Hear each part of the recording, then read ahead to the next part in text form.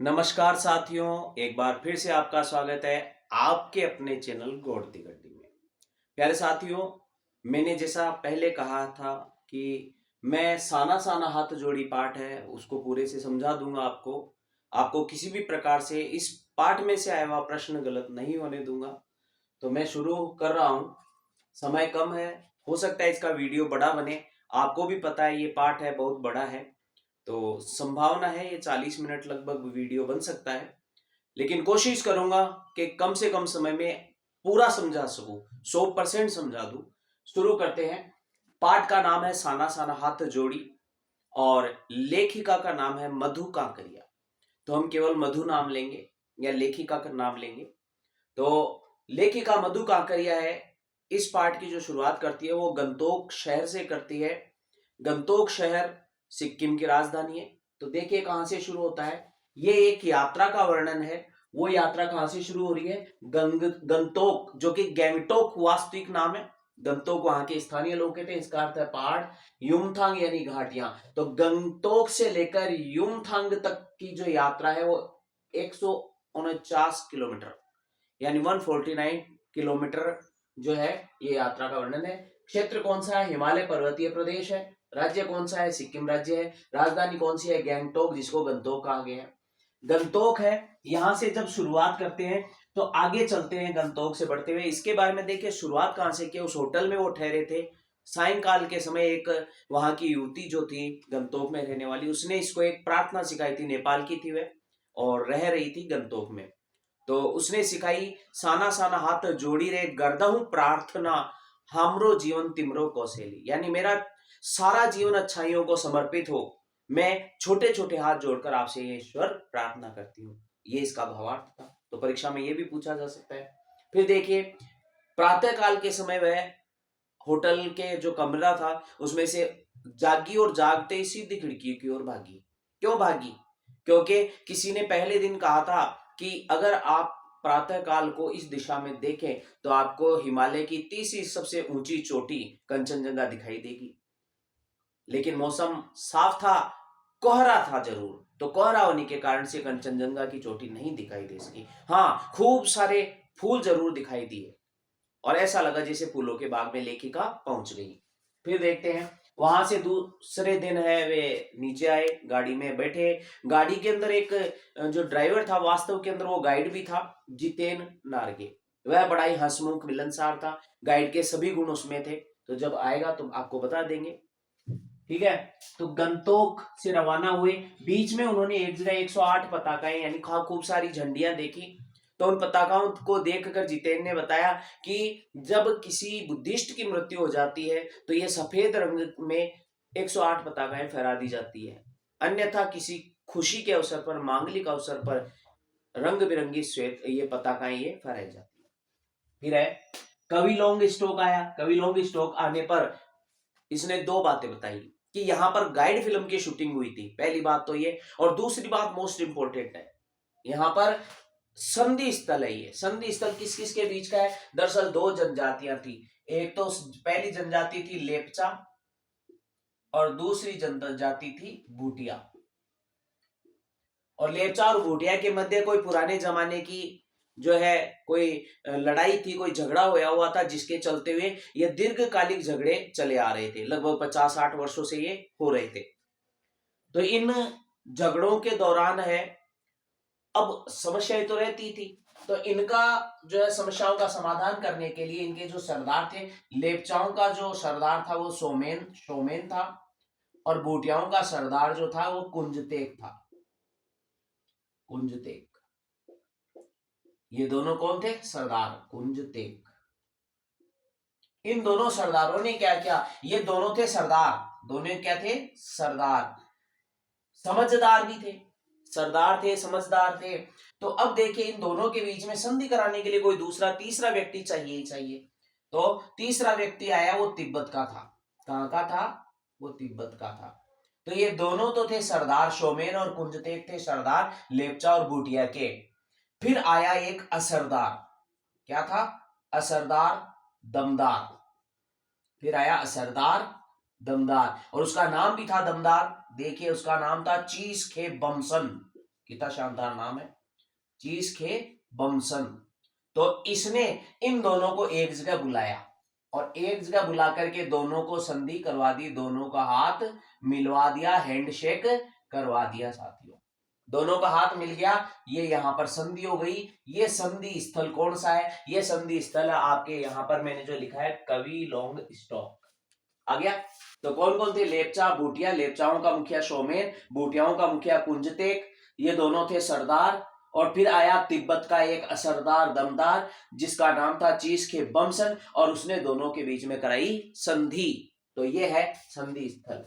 फिर आगे देखिए गाइड की विशेषताएं, परीक्षा में पूछी जा सकती है। गाइड हंसमुख होता है, मिलनसार होता है और अच्छे से भाषा पर पकड़ उसकी होती है, साथ ही साथ स्थानीय क्षेत्रों की जानकारी रखने वाला होता है और अलग अलग स्थान जो होते हैं उनके जो है ऐतिहासिक जानकारियां रखता है, वहां के बारे में लोगों की क्या प्रचलित अवधारणा है वो जानता है, वहां की भाषा के बारे में अच्छे से जानकारी रखता है, वहां की सामाजिक व्यवस्था कैसी है वो जानता है। ये सारी बातें जो जानने वाला हो वह व्यक्ति गाइड के रूप में कार्य कर सकता है। ठीक है साथियों।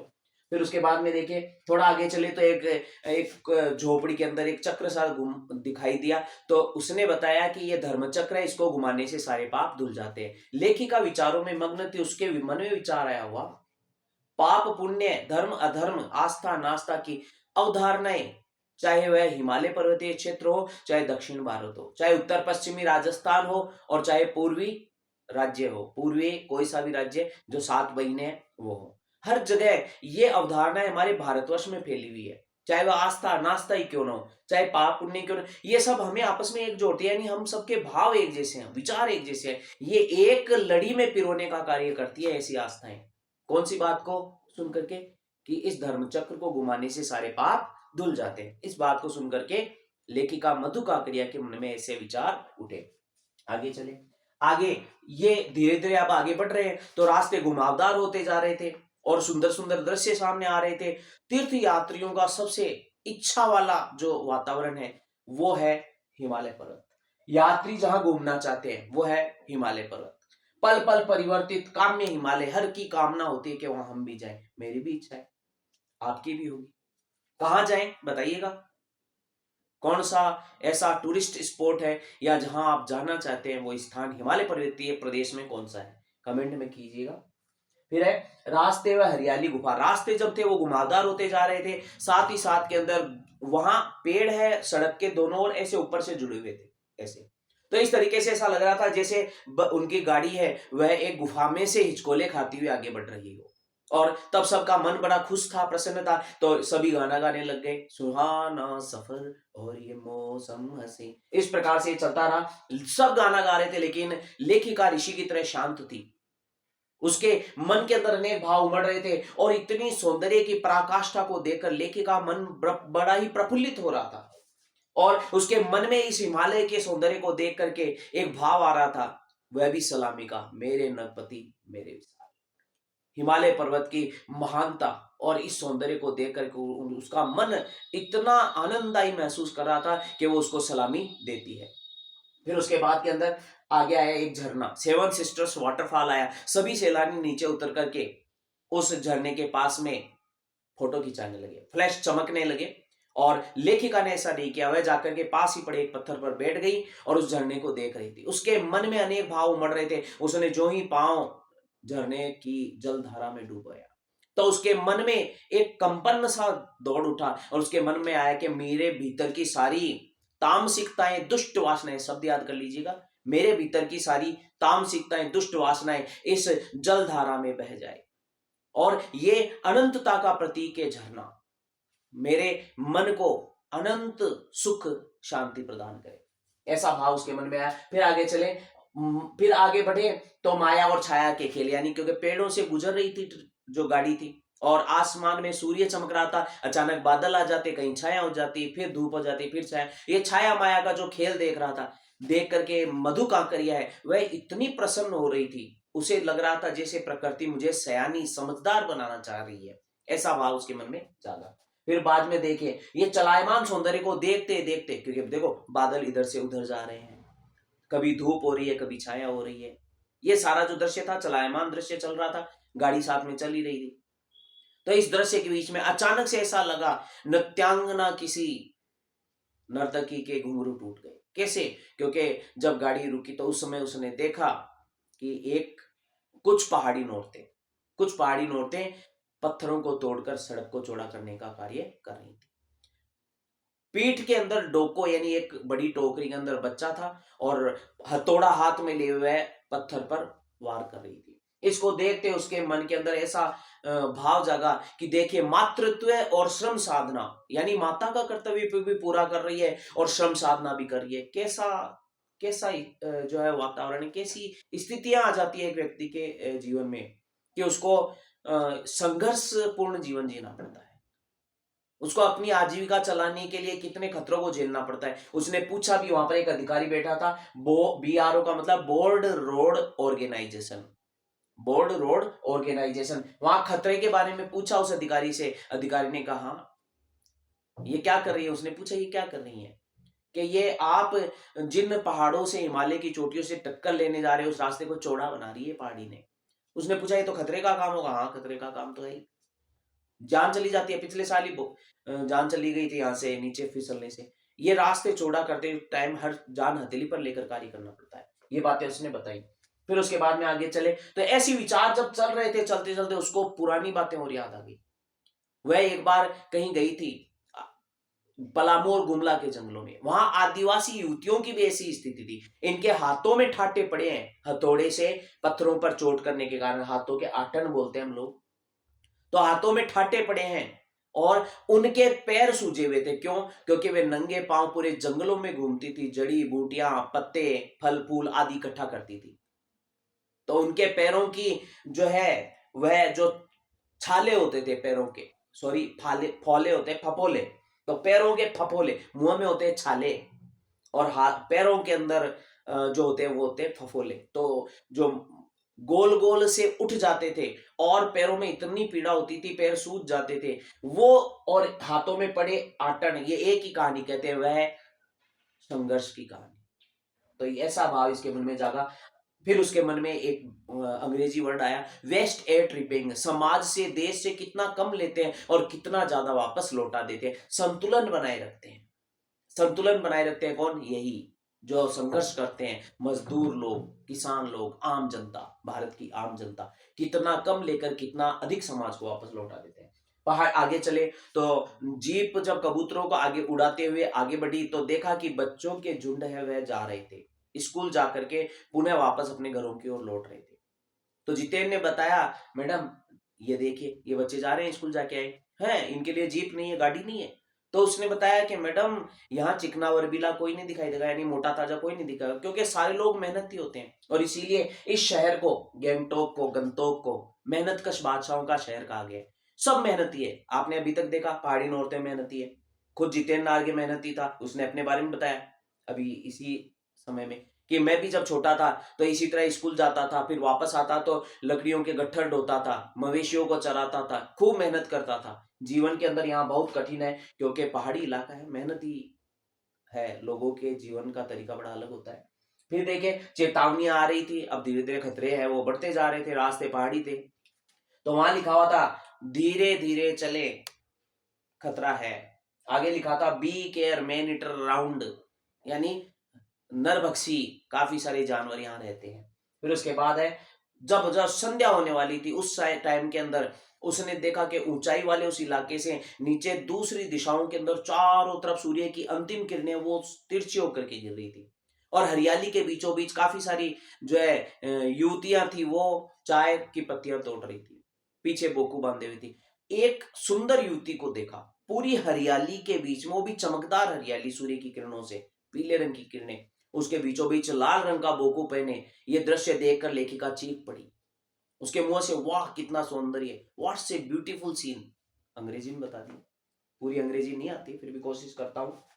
तो चलिए, लाल बोकू वाला दृश्य हो गया। लायुंग बस्ती में शाम तक में पहुंच गई, अंधेरा होने वाला था, अब कहीं ठहरना था इन्हें। लायुंग बस्ती में पहुंची, एक शांत सुरम्य, एक ऐसा स्थान जहां बड़ा ही आनंददायी दृश्य था। एक लकड़ी का घर और उस घर के अंदर सभी ठहरे। पास ही में तीस्ता नदी है, वह बह रही थी। तो लेखिका उसने सामान रखा और सीधी पहुंच गई तीस्ता नदी के किनारे। कुछ देर वहां पत्थरों पर बैठी और फिर कुछ देर बाद विचार करते करते ये दृश्य को अनुभूत कर रही थी। दूर से सेवन सिस्टर्स वाटरफॉल और अनेक झरने झरते हुए दिख रहे थे, वो सारे नदी की इस धाराओं में मिल रहे थे। और तब लेखिका खड़ी हुई संध्या के जब बिल्कुल अंधेरा होने वाला, तो उससे पहले नदी की जल की धारा में उठा करके हाथ में जल लिया, अंजुली में जल भरा। मन में आया क्या संकल्प करूं, क्योंकि हमारे यहाँ की अवधारणा है, भारत की सनातन परंपरा है, हाथ में जल कब लेते हैं, जब कोई संकल्प करना होता है। तो संकल्प का विचार आया, तो उसने सोचा नहीं मैं संकल्प करने के योग्य नहीं हूं। तो उसने कहा मेरे मन की दुष्ट वासनाएं, सारी तामसिकताएं इस नदी की जलधारा में बह जाए, ऐसा विचार किया। कलुषित एक और शब्द आया था, देख लीजिएगा आप, मैं वो शब्द भूल गया हूं। रात्रि नृत्य गान, और फिर वापस लौट आई। बाद में उस झोपड़ी में नृत्य गान हुआ, मणि ने ऐसा नाच दिखाया कि कुमारियों को भी मात दे दिया। फिर उसके बाद सुबह हुई तो शांत और सुरम्य थी। ये सवाल आ सकता है, सुबह कैसी बताई थी लायुंग में? लायुंग में सुबह बताई थी शांत और सुरम्य। फिर देखिए प्रदूषण, जब आगे सुबह हुई तो वह लेखिका कुछ टहलने के लिए निकल गई बस्ती में। वहां कोई एक नवयुवक था जिसकी अभी भी शादी हुई थी, और वह उससे पूछ लेती है कि भाई यहाँ क्या बर्फ गिरती है? तो उसने बताया नहीं मैडम, यहाँ तो बर्फ नहीं गिरती, पर हाँ आप अगर कटाव जाओ तो वहां बर्फ गिरती हुई आप देखना चाहो देख सकती हो।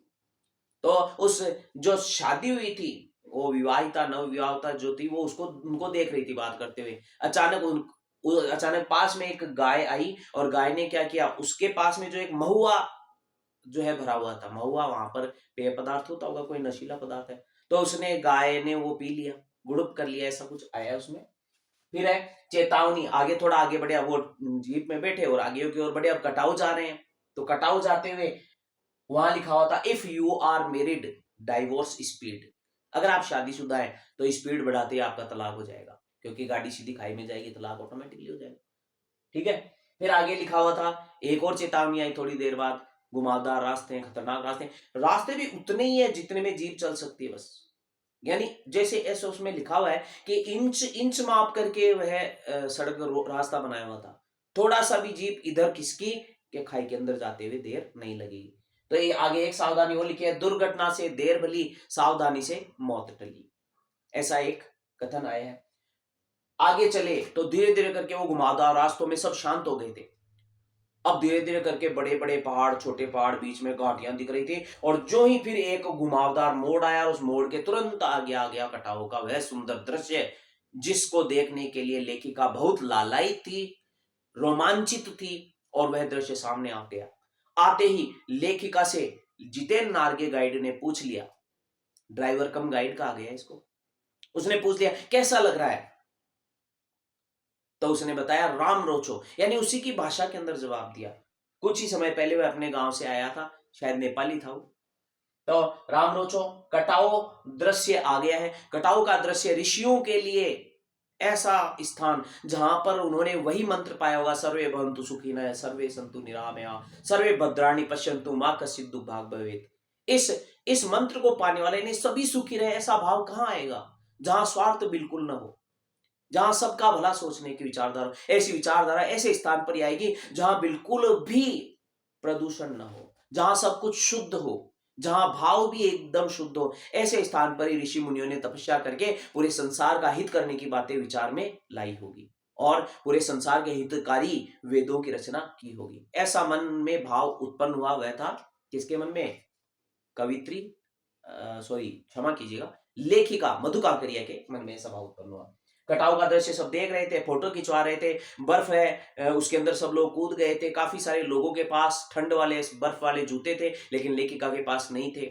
इसका भी मन वृंदावन हो रहा था, और वह कैमरे के अंदर उस दृश्य को कैच नहीं कर रही थी, बल्कि अपनी आंखों के नजारों से, आंखों से देखते हुए अपने हृदय के अंदर वो सारे नजारे हैं वह एकत्रित कर रही थी, ताकि वापस जाकर के महानगर के अंदर वह वहां जाकर के देख सके। चलिए सर्वे फिर है, जाने कितना ऋण। और तब मणि नाम की इसकी जो सहेली थी वो सोच रही थी उन बर्फ पे से ढकी हुई चोटियों को देख करके, जाने कितना ऋण है हम पर इन नदियों का, इन हिम शिखरों का। ये मणि का कथन है, याद रखिएगा, मणि का कथन, नदियों से जुड़ा हुआ, ऋण से जुड़ा हुआ शब्द है, याद रखिएगा, मणि का। तो ये वो कहना चाहती है कि जब शीतकाल के अंदर भयंकर ठंड पड़ती है तो ये ऊपरी चोटियों वाले भाग पर बर्फ जम जाती है, और ग्रीष्म में जब पूरा जो भारतवर्ष है, एशिया है, उसकी जो गर्मी से है गला सूख रहा होता है भारत के लोगों का, एशिया के लोगों का, तो ये नदियां पिघल पिघल करके सॉरी ये बर्फ पिघल पिघल करके नदियों के रूप में, जलधारा के रूप में प्रवाहित होकर सबका जो है गला वह तर करती है, पानी की प्यास उनकी बुझा देती है। फिर है फौजी छावनी आई, थोड़े आगे वहां वापस रिटर्न होते हुए देखा फौजी छावनी थी, और फौजी छावनी में उन्होंने फिर बातचीत की होगी, उन्होंने पूछा होगा भाई आपको कठिनाई तो होती होगी, उन्होंने कहा हाँ हमारा आज देते हैं आपके कल के लिए। तो इसमें अंग्रेजी में कहा था उन्होंने, we give our today for your tomorrow, ये कही थी बात। फिर उसके बाद में लेखिका को है जितेंद्र नार्गी वापस साथ में ले आया और आगे बढ़ने लगे तो वहां देखे खूब सारे फूल खिले थे। 2 फूलों के नाम आए हैं और 2-3 एक पेड़ों के नाम। तो पाइन और धूपी पेड़ों के नाम आए हैं और प्रियुता और रोडेडेंड्रो फूलों के नाम आए। ठीक है, फिर आगे चले। लेखिका आगे बढ़ रही है, बीच बीच के अंदर उसके मन में ख्याल आ रहा है कि ये फौजी यहां इस समय में सीमा पर पहरा दे रहे हैं। कौन सा समय है ये? वो है जब जून है, जून का महीना है, ऐसी भयंकर गर्मी का ऐसा समय, जब अप्रैल मई जून के महीने में जब हम भयंकर गर्मी में रहते तब इतनी ठंड यहाँ है माइनस के अंदर, -2 -3। और सोचिए जून में वहां पर ये ऐसी कंडीशन है, तो सोचिए हमारे जनवरी में कैसी ठंड वहां होगी। -50 डिग्री से भी नीचे चला जाता है तापमान, जहां केवल पेट्रोल बचता है जमने से और बाकी सब कुछ जम जाता है। सोचिए खून जमा देने वाली ठंड, उस ठंड में भी वहां पहरा देते हैं हमारे लिए वो फौजी। फिर देखिए यूमथांग पहुंच चुके, वहां पर सिक्किमी युवती से उन्होंने पूछा क्या तुम सिक्किमी हो? तो उसने कहा नहीं मैं इंडियन हूं। यानी इसका मतलब वो खुश थी इंडिया से मिलकर। पहले सिक्किम में एक रजवाड़ा था, यानी वहां राजतंत्र था, और बाद में है वो है लोकतंत्र के रूप में जब भारत में शामिल हुआ वह हो गया। और इसीलिए वहां अब क्यों है वह खुश? क्योंकि सिक्किम जब भारत में मिला तो वह पर्यटन स्थल वहां के काफी सारे शहर घोषित हो गए और पर्यटक यहां से जाने लगे, वहां का विकास हुआ, वहां पर आजीविका रोजगार के संसाधन उपलब्ध हुए, और इस कारण से वहां के लोग हैं भारत में मिलकर बहुत खुश हुए। ठीक है साथियों, फिर देखिए इतने में एक पहाड़ी रास्ते ने जीप का रास्ता काट दिया, पहाड़ी कुत्ते ने, क्षमा कीजिएगा कुछ शब्द जल्दबाजी में, मैं सोचता हूं जल्दी से जल्दी हो जाए इसलिए। तो पहाड़ी कुत्ते ने जीप का रास्ता काट दिया, तो जितेंद्र नार्गी ने उसके बारे में बताया ये पहाड़ी कुत्ते हैं, ये नॉर्मली नहीं भोगते हैं, ये चांदनी रात में भोगते हैं। लेखिका के मन में आया क्या सच में ही चांद की चांदनी का जो ज्वार भाटे पर असर होता है, या समुद्र के पानी पर जो असर होता है, ज्वार भाटा जो आता है चांद की चांदनी से, क्या वैसा असर इन कुत्तों पर भी होता है?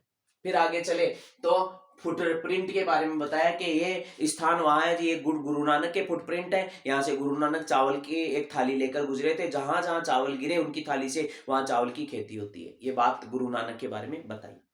ठीक है, फिर आगे चले, एक स्थान आया 3-4 किलोमीटर बाद में कि ये खेदुम है, हम इसे देवी देवताओं का निवास स्थान मानते हैं। प्रश्न पूछा जा सकता है खेदुम किसे कहा गया?